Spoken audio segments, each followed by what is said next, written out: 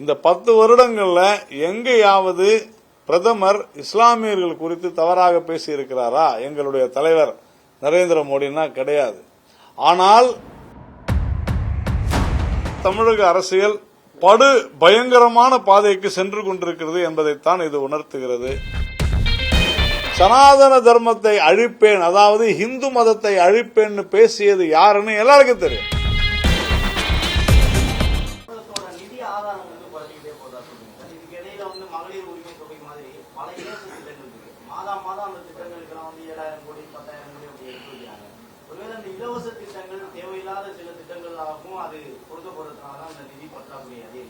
இப்போ பல இடங்களில் நான் குறிப்பா திருநெல்வேலிக்கு ஒரு பிரச்சாரத்துக்கு போயிருந்த போது அங்க இருக்கக்கூடிய மக்கள் சொல்றாங்க, பேருந்துல உங்களுக்கு இலவசமா போறதுக்கு செஞ்சிருக்கிறாங்களேன்னு கேட்டா பேருந்தே இல்லைன்றாங்க. பஸ்ஸே இல்லாத எப்படிங்க ஃப்ரீ பஸ் வரும்? ஓட்டு வாங்கறதுக்காக, அது தரும் பணத்திற்காக, அது தரும் பதவிக்காக, அதிகாரத்திற்காக இலவசத்தை ஓட்டுக்காக நான் கொடுப்பேன் என்று சொன்னால் அது சர்வ நாசத்தை தான் கொடுக்கும். அந்த கட்சிக்கு நல்லது நடக்கலாம். ஏனென்றால் நாம பார்க்கிறோம், எங்கும் ஊழல், எதிலும் ஊழல். டிரான்ஸ்பார்மர் வாங்குறதுல ஊழல். சார், அரசியல், குறிப்பா தமிழக அரசியல் படு பயங்கரமான பாதைக்கு சென்று கொண்டிருக்கிறது என்பதைத்தான் இது உணர்த்துகிறது. இது நல்லது அல்ல. அரசியல்வாதிகள் நாட்டிற்கு நல்லது செய்ய வேண்டுமே தவிர கெடுதல் செய்து தங்களுக்கு நல்லது செய்து கொள்ளக்கூடிய ஒரு பாதையில தமிழக அரசியல் சென்று கொண்டிருக்கிறது. ஏற்கனவே நாம பார்த்திருக்கிறோம், நடைபயிற்சி மேற்கொள்ளும் போதெல்லாம் படுகொலைகளை பார்த்திருக்கோம். அதெல்லாம் பொறாமையில வந்த படுகொலைகளாகத்தான் பார்த்திருக்கிறோம். ஆனால் பணம் அதற்காக கொலைகள் என்று துவங்கிவிட்டால் அதுக்கப்புறம் இதற்கு ஒரு எல்லையே இல்லாது போய்விடும். இது எல்லா அரசியல் கட்சிகளை சார்ந்த தலைவர்களும் எல்லா அரசியல் கட்சிகளும் உணர்ந்து செயல்பட வேண்டிய தருணம்.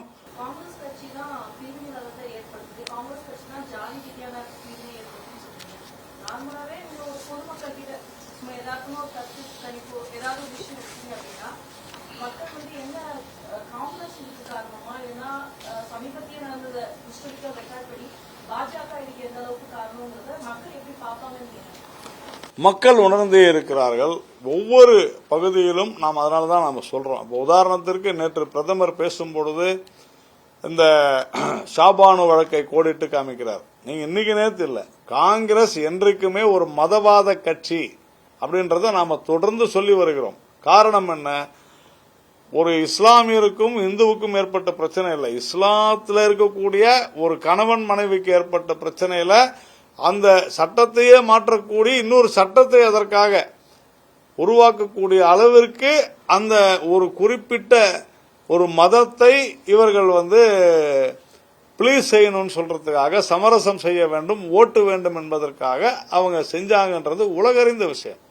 இந்த 10 வருடங்கள்ல எங்கேயாவது பிரதமர் இஸ்லாமியர்கள் குறித்து தவறாக பேசி இருக்கிறாரா? எங்களுடைய தலைவர் நரேந்திர மோடினா கிடையாது.